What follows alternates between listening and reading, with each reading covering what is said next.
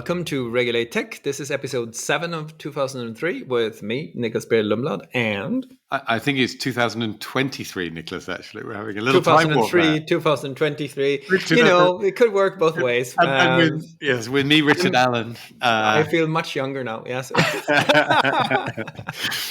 Oh dear. Okay, 2023. We'll let this go in here just to sort of highlight how confused I am. And I should know when it's time to quit, which is what we're going to talk about today. So enlighten us. What's the theme of today's episode? Well, it's been triggered by a book that you recommended to me, a book called Quit: The Power of Knowing When to Walk Away by Annie Duke. And we'll dig into sort of what it says, but it does seem to me there's some really interesting lessons there for people like us that work in policy world. So this is an episode where we will talk about what it's like to work in public policy.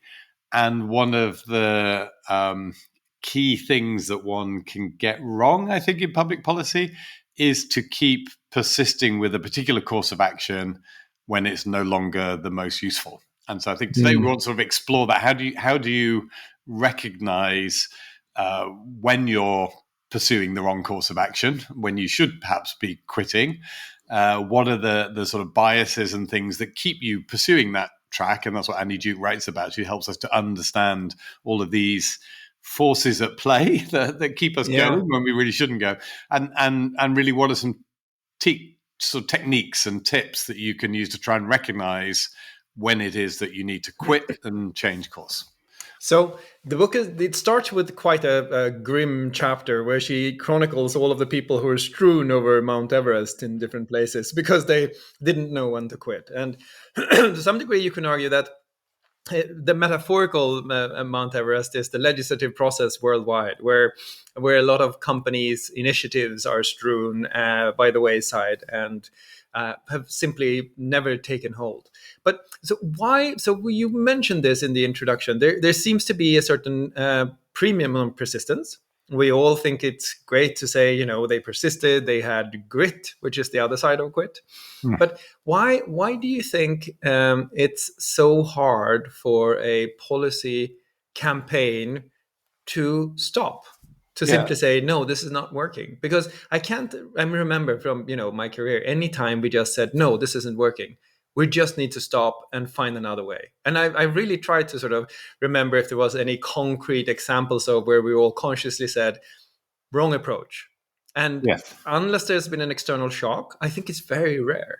No, I think you're absolutely right. It's the external shocks. I think there are two sort of major factors that are in play. One is what they call the sunk cost fallacy, that you've invested a lot in something, and therefore your instinct is to keep investing. Oh my God, if I stop doing that, that was wasted investment time and energy, and in many cases, actually real money as a public policy team.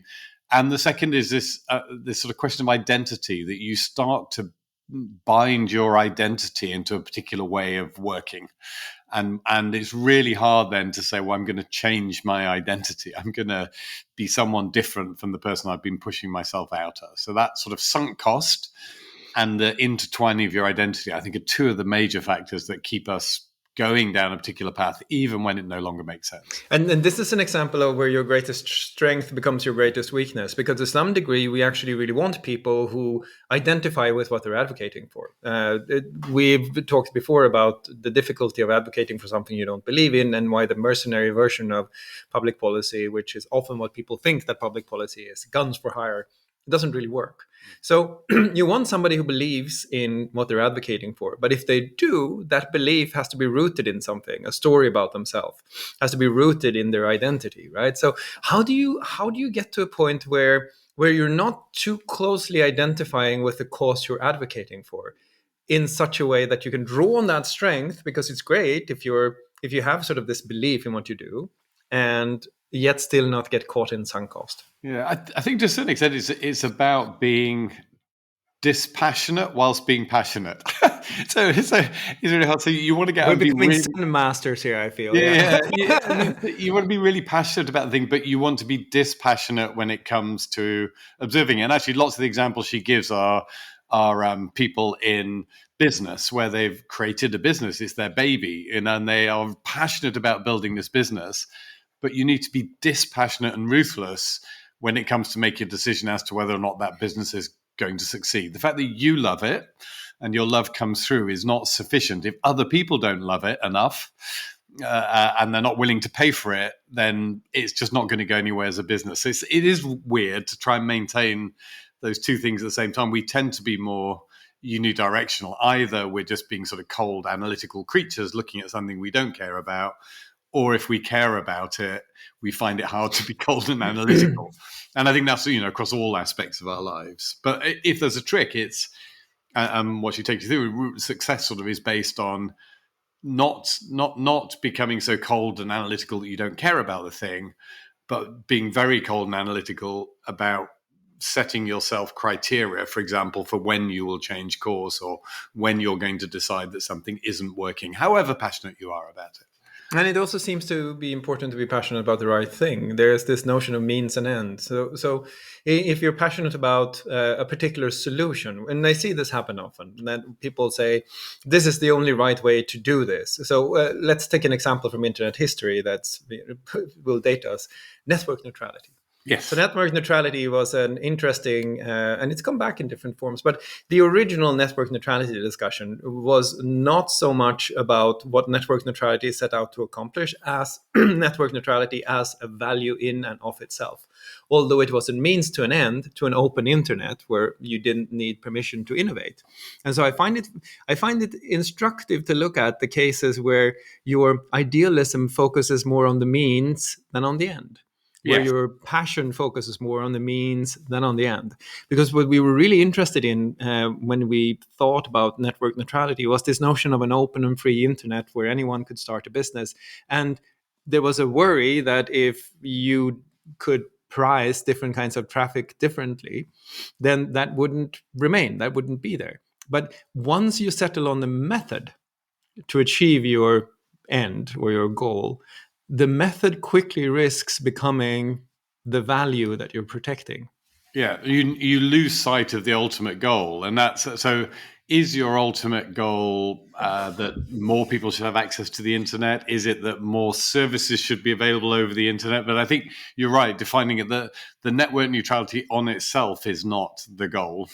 The goal, I think, is the availability of the internet services, and then you network neutrality being key to that becomes a hypothesis, but there are other hypotheses about what would deliver the same objectives. But it's very hard to see that once you're down that track. Just to give you an example from my own social media experience, there was a kind of hypothesis early on that the way to get politicians to understand social media and really engage with it was to show how influential it was at election time. And we said that, and we were passionate, and we had people who were very passionate, who passionate about democracy and wanted to show, look, come online, build your presence on my social media platform, and you'll go out there and you'll engage your constituents, you'll win more votes, it'll be great. And I think to a certain extent that kind of worked, and politicians got involved and engaged. But then certain warning signs started flashing red to say, actually, policymakers are more concerned about this now, and some of those concerns are really material, and they're actually producing all kinds of focus and attention on the company. People are saying it's too powerful, it's powerful in the wrong ways.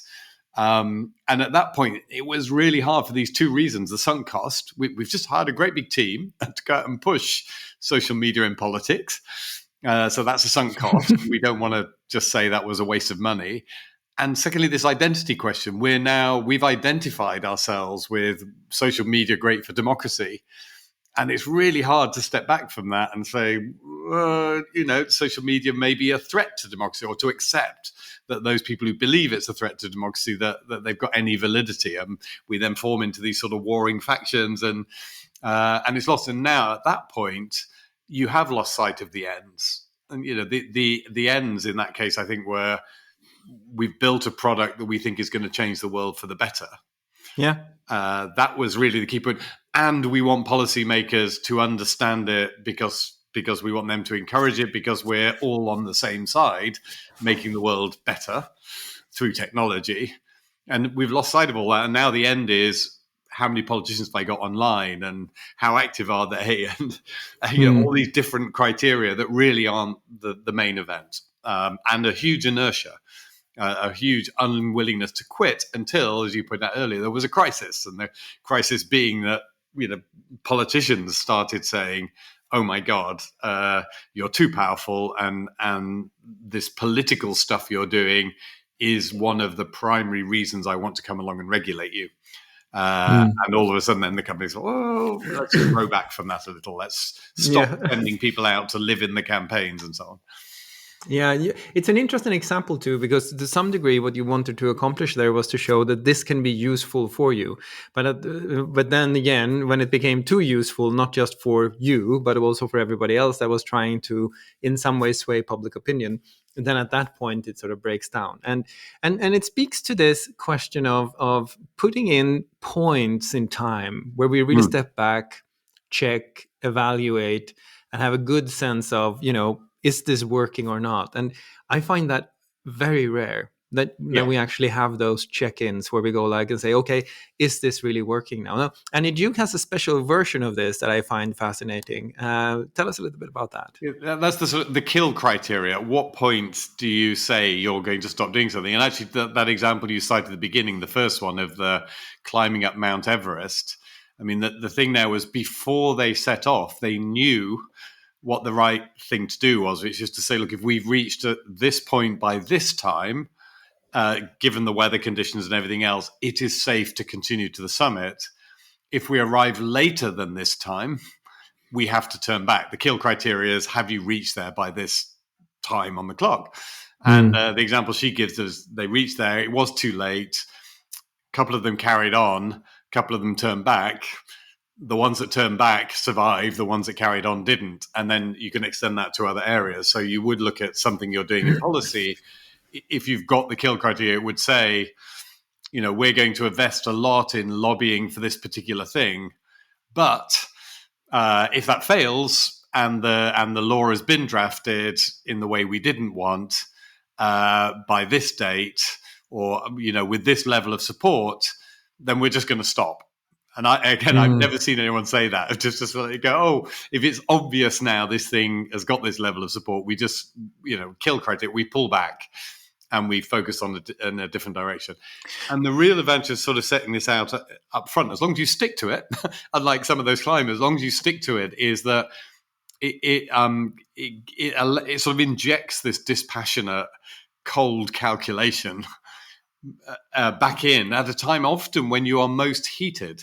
You're most committed. You've just fought for that vote. You've just lost it, but that's when you're most fired up to keep fighting. If you predefine 6 months earlier and then you stick, that if you were going to lose the vote by this much, you're going to walk away.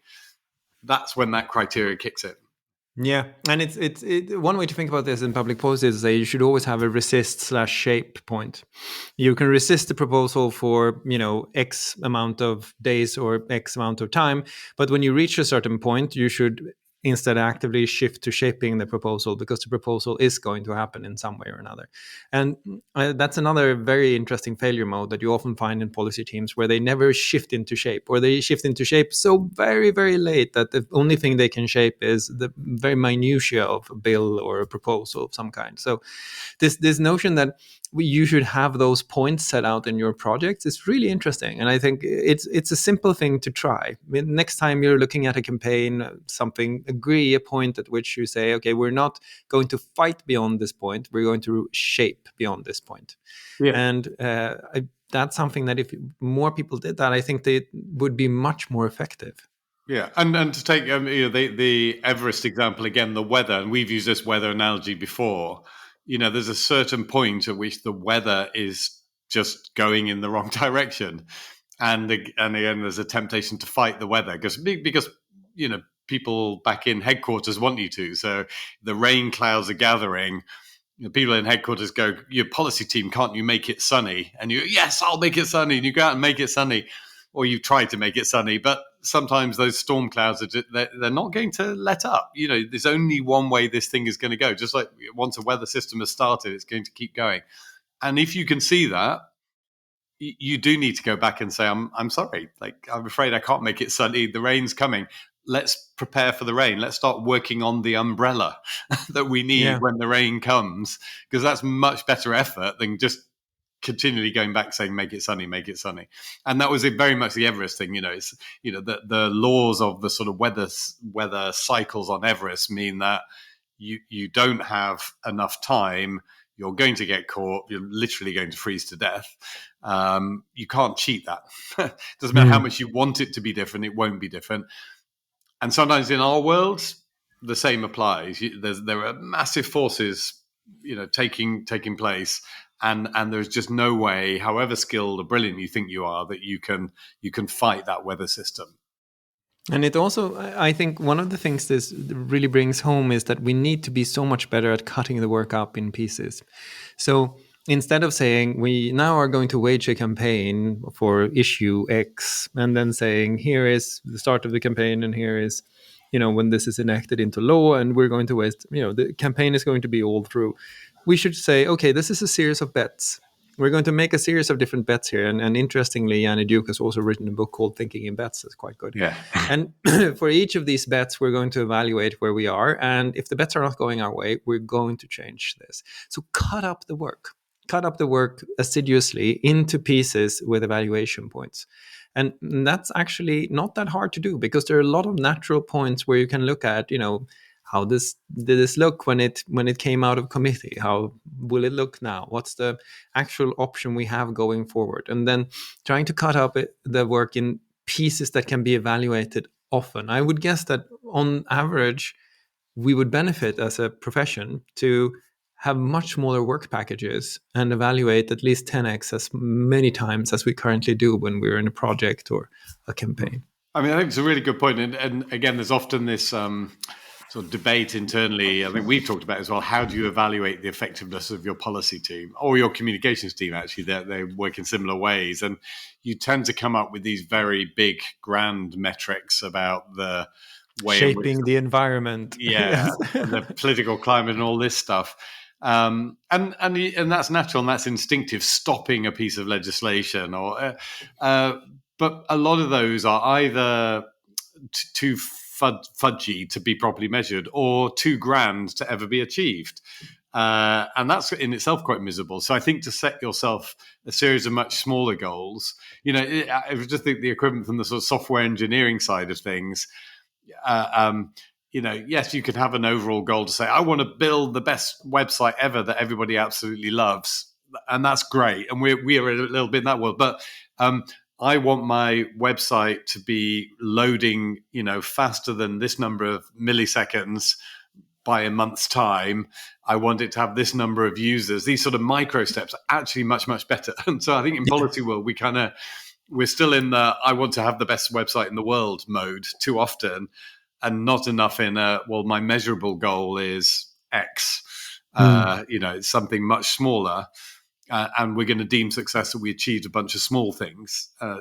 And again, I can see that it's an identity problem. Policy people, I could maybe some of them listening go, I'm not in it to do small things. But you are. It's the success is the cumulative effect of the small things. The cumulative and compounding effects of small things. And so this is where we had another model that I quite liked, and I think is also really effective to use as a mental model in your mind. And it's this notion of actually having an investment portfolio of different projects in policy. And when you do that, if you're investing in a company, for example, what you do is that you put milestones up and say, if this company has achieved this by this time, I'm willing to continue investing in it. And if it hasn't, I'm going to have to be disciplined and say that I lost the money. Yeah. And it's really hard because most investors will go like, well, they just need another couple of months in order to do this. Or they're on the right way. They're just not quite there. They're not hitting the criteria. So the difficult thing here, I think you came back to this before, is discipline. This notion of self-discipline and sort of saying, okay, we didn't achieve what we set out to achieve, so now we're going to kill this. Is there something in the so you talk about the identity, but is there also something in organizational psychology that doesn't reward quitting? Do you think there's a problem in the way that we set up our incentive systems, our performance reviews, etc. I mean, I can't remember a performance review that I've read that says that Carl was really good at this. He knew when to quit and abandoned the project early. Yeah, I mean, I think you're exactly right, because I think the problem is people would question your judgment, and this is, I think, maybe particularly hard in policy world, because you're being paid effectively because you're supposed to have good judgment and you understand the world you're in. So it's very hard to say, I told you that we should be doing X, we should be pushing politicians onto the platform, and that you've spent a lot of money on that based on my judgment and my recommendation. I am now changing my recommendation. And I think that was not the right thing to do, and we should be doing something completely different. That's really quite hard. And I think it's hard enough if you're in business and you've created a startup, but you maybe can survive. You can say, well, yes, I had idea A and now I'm pivoting to idea B. And actually, Annie Duke, again, in the book, talks about the origins of Slack as a tool that came out of another project that failed. So you get these, certainly for entrepreneurs, you get this notion of you've got to have several failures to be successful. I've never heard that applied to policy people. Yeah, and the notion of the pivot. I think the pivot is really they screwed key up 4 competition inquiries, but they'll get the next one right. It's not something you often hear. But you would hear that on the tech side. Yeah, they built 4 products that failed, and the 5th one was great, and they're overall a success. So it is that we do apply different criteria, I think, sometimes in different domains. Yeah, and we're very good at telling success stories, but not very good at telling success stories that contain quitting.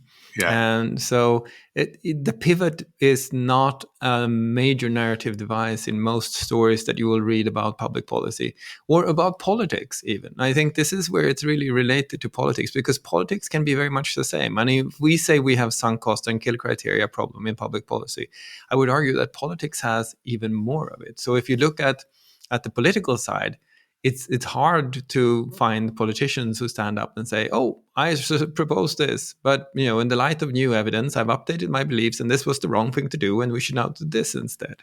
So is there a relationship between the political world and the policy world here that plays out? I think that's really interesting. I think that's fascinating. Actually, now when I think of some of the failures, I think some of the failures that I would own in terms of trying to get politicians to move in a new direction was I underestimated their willingness to quit.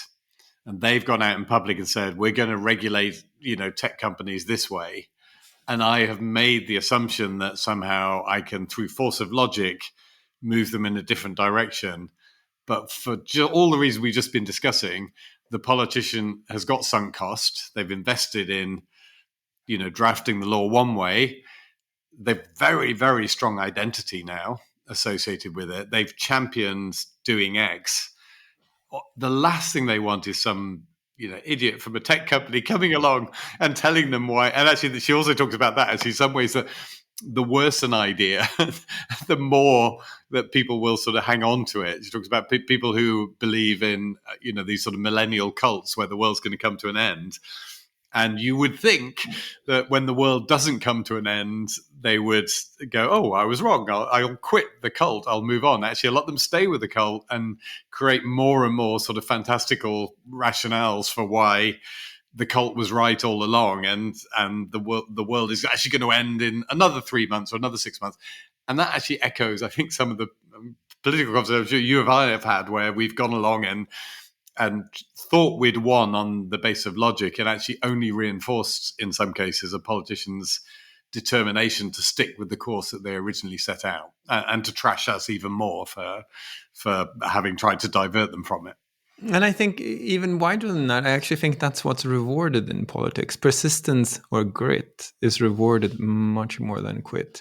So it's not just that we feel a little bit uncomfortable talking about having quit something.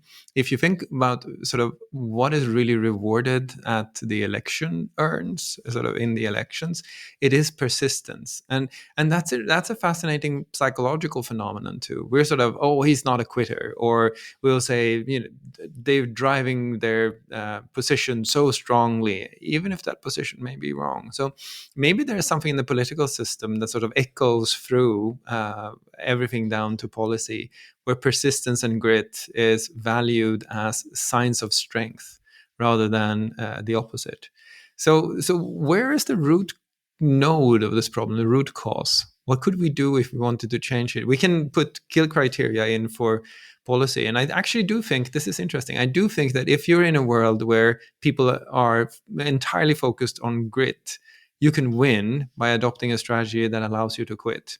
So I think, if you're stuck in this world, it can be even more important to understand how you structure your own projects so that you can walk away from them without getting stuck in sunk cost or other kinds of biases.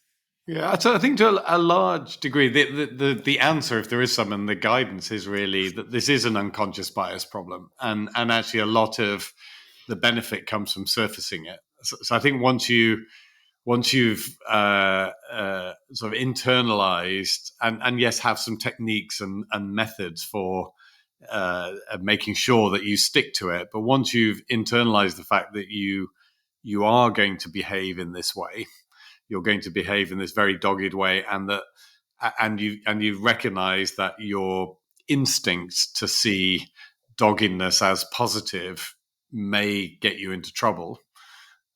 You may even have done it a few times. Like we've been around the track a few times. Yeah. Been in that rodeo. So you may have done it a few times. I think once you've got that, and then both for yourself and I think particularly for them, for your teams, to send out very clear signals to your teams to say, it's okay to say that your judgment was wrong on something. In fact, you'd rather say your judgment is wrong and cut your losses than have somebody just keep persisting down a track that so I don't know if you ever go sailing, and in sailing, when the wind starts blowing more strongly, you need to reef the sails in. You need to kind of reduce the sail area, or you'll get in trouble. And they have a saying which is like, if you're asking the question, "Should I be reefing the sail?" that means it's too late. Like you only ever ask it too late, and there's something in that to say something. Like most of the time, when you've been doing one of these things that's going wrong, you have got that inkling. You're asking if you should reef the sail. You've got, but you don't vocalize it. You just keep going. And so maybe, again, saying to your teams, look, when you have doubts, bring them to me at the first stage. And I'm not going to punish. Are you going to be rewarded for bringing them to me? Right. Yeah. And actually, and she puts this in the book, though, weirdly, and I may push back because I don't. So you have people where the person who's built a startup has gone back to the investors and say, I'm going to pull the plug, while the investors are still happy to fund it because they haven't sort of got to the point where they're not close enough to have the doubt. So somebody in your team comes to you and says, I think our strategy is wrong. It may be, if you're the manager, the lead of that team, you're going to push back and go, no, we should keep going. And it's working out a dynamic that allows you then to explore that. So partly you as the manager also need to agree that it's time to reef. You need to know it's time to kind of haul in. But creating those mechanisms where you listen to that voice that says, maybe time to quit, surface it, talk it through.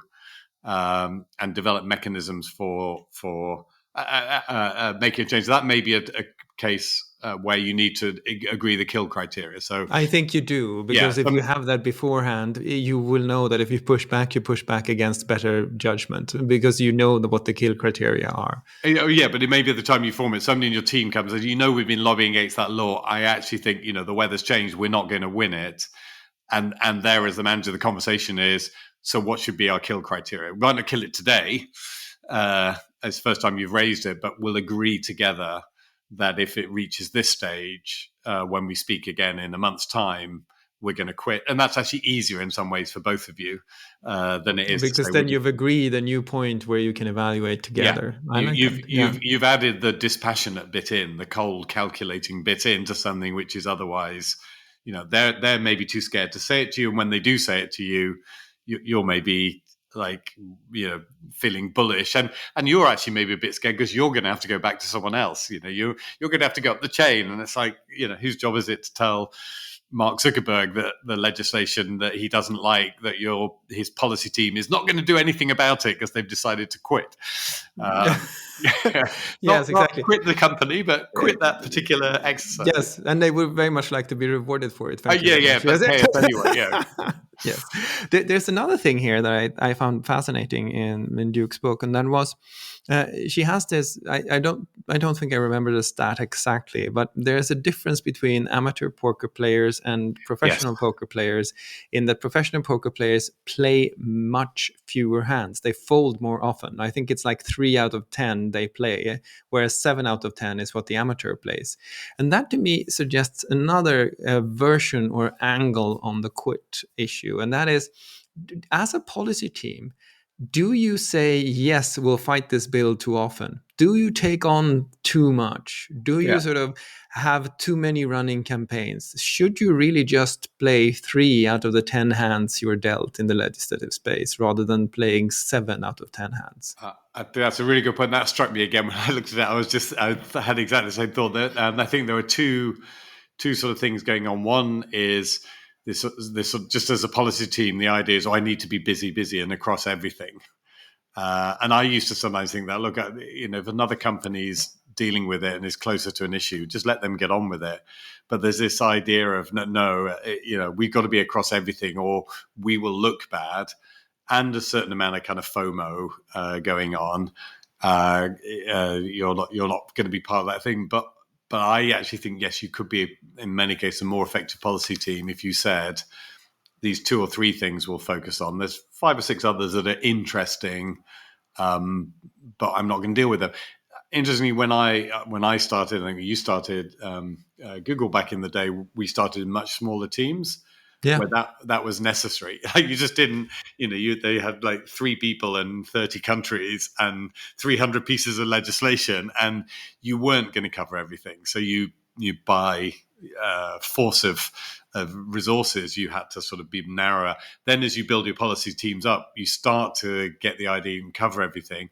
You start then to justify back to your management, or you gave me the extra headcount, because I said I needed to cover everything. Now I need to go back and tell you I am covering everything in order to prove that the headcount was effective.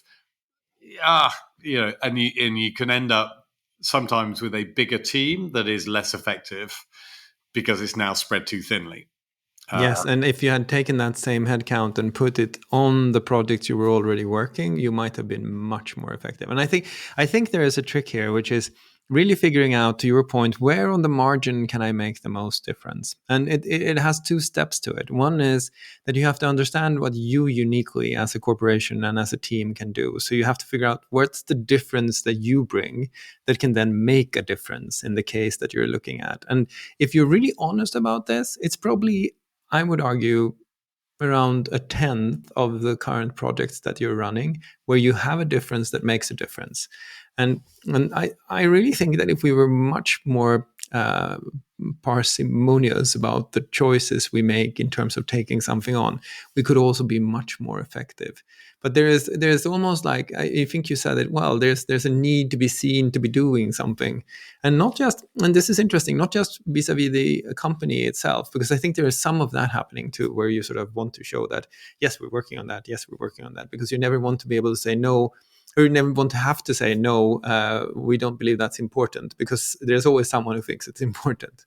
But the other thing that's at play here is that in many ways, people who are in our profession are also evaluated by their peers for turning up in these discussions, and that becomes an important part. So you want to be present in all of the contexts where all of your peers are present, because what if you're not there and that turns out to be the really important thing? And so again, it's hard to make those choices, to say no, to quit all of those projects, because you're quitting a context, you're quitting a story, you're quitting a sort of, in some ways, you're quitting a network. Yes, and if we add in the temporal dimension, this becomes even worse. Again, I'm sure you had the same experience, that you get involved in a bunch of things. You're right, your peers can see you involved in them. Hopefully they're saying, oh, you're doing a terribly good job on X. and To your you, face, yes. yeah, yeah, to your face, and you're doing a very good job as well. And so you're now doing those things. They've become part of your identity, but it's cumulative. And you start to become less and less effective sometimes because you're piling up more and more stuff. And you're not quitting the things that are now no longer as important as the new things that have come along. So again, other strategies, the sort of one in, one out, and a strategy I used to have mentioned before was literally breaking my time down and saying, for each direct report I have, that's going to take up at least 2 hours, maybe 2 hours to half a day a week, depending on the nature of the relationship. For each working group I'm on, that's going to take up this number of hours for each policy issue and so on. And really doing that job properly to work out cumulatively how many hours a week. And if you've come up with, 70, 80 hours of work a week, I mean, people say they do that much. I think very few actually do. You're probably going to be doing maximum like 50. At least if you want to do some quality in your work, right? But again, even trying to get 70 hours worth of tasks into 50 hours time, you're lying to yourself that you're doing it well. So better to have got rid of 20, have fewer direct reports, be on fewer working groups, be involved in fewer things is going to be better. So you can get it as close as you can, the amount of commitment to the amount of time. So supply and demand are close to each other. But I certainly experienced that, and I suspect others, if they're listening to this, will perhaps, if they go away and do the exercise, may find they're doing the same thing. They're lying to themselves on a weekly basis. And by doing that, if a direct report needs 2 hours to support a week, but because you've done this underestimation, you're only giving them 1 hour of support, like that's not effective. That's not productive. Storing up trouble. And this is actually possible to connect back to the theme of quitting, because to some extent, when you fill a 50-hour realistic week with 70 hours of work, there's no space to review. There's no space to pull back and say, this is working and this isn't. Because what you'll be doing is that all of your tasks will seamlessly melt together into one big, messy network of stuff. Yeah. And then as you're going across that big, messy network of stuff, you've never allowed yourself the breaks where you can say, should I be doing this or not? And one other thing that I find really helpful and that I think should be practiced more is to literally put in your calendar reset moments. Say, okay, this is a reset day. I've blocked off the entire day. I'm going to sit down, look at all of my projects, and at least 30% of them, I'm sure I'm not going to invest in anymore. So you have these points where you actively review what you're doing. And that's a part of being able to quit. Because if there's never any space for you to ask the question, should I do this? Should I quit? Then you won't quit. And so it's almost like you have to design breathing space to see what you abandon and what you keep. Yeah, I entirely agree. So that evaluation time is not time wasted. And it's actually, we're both Sherlock Holmes fans, aren't we? And I love the Sherlock Holmes sort of 2-pipe problem and 3-pipe problem. There are problems that require you to, in his case, smoke several pipes of, I assume, tobacco in order to get to the conclusion. And a lot of these problems are kind of 2- and 3-pipe problems. You can't just sort of sit down and do it. You've got to really, really think about it and argue backwards and forwards. I think particularly quitting decisions. I'm on this working group. I like doing it.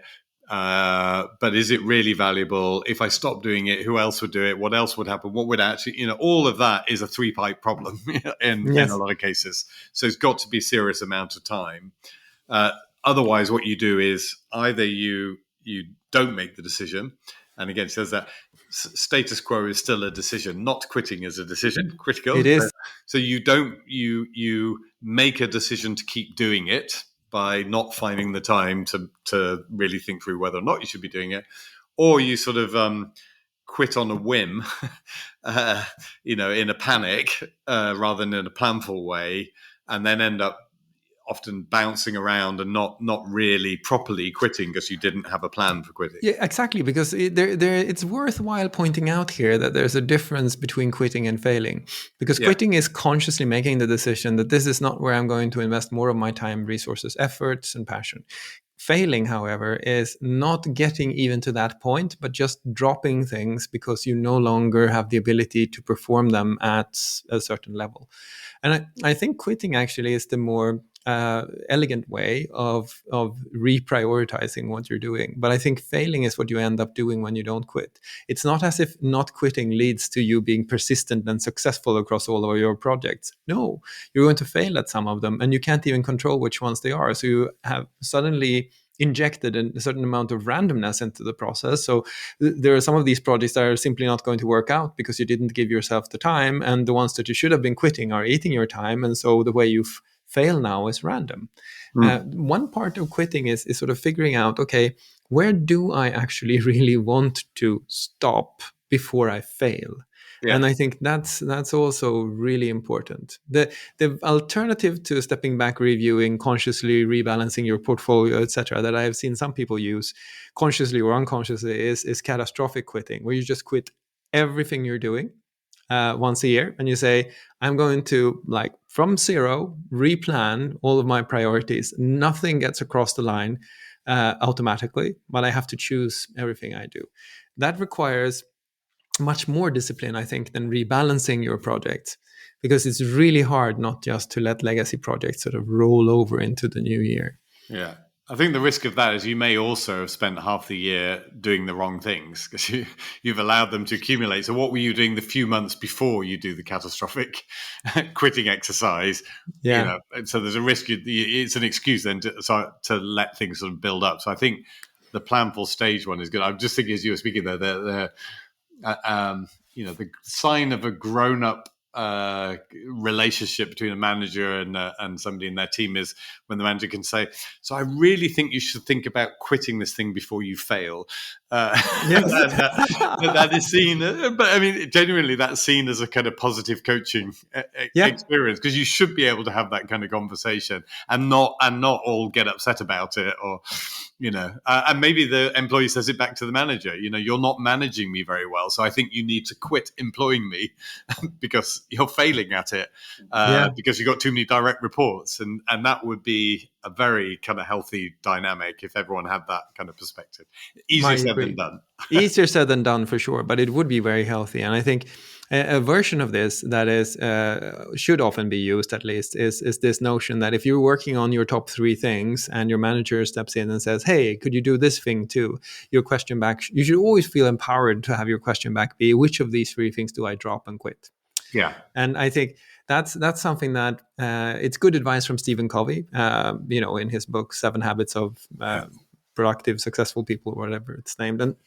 And it's quite powerful because then, as a manager, you're helped to see that there are these other things happening that you may not be aware of, or you may not have had at the top of your mind. And so you can say, okay, you're right, those three were actually priorities. I'll go see if somebody else can do this, but it doesn't qualify as one that sort of hits one out of the door, which actually gives us another way to approach quitting, which is quitting is also defining a maximum carrying capacity. To your point about the time, sort of looking at the time and time boxing and figuring out, okay, how much time do I actually have?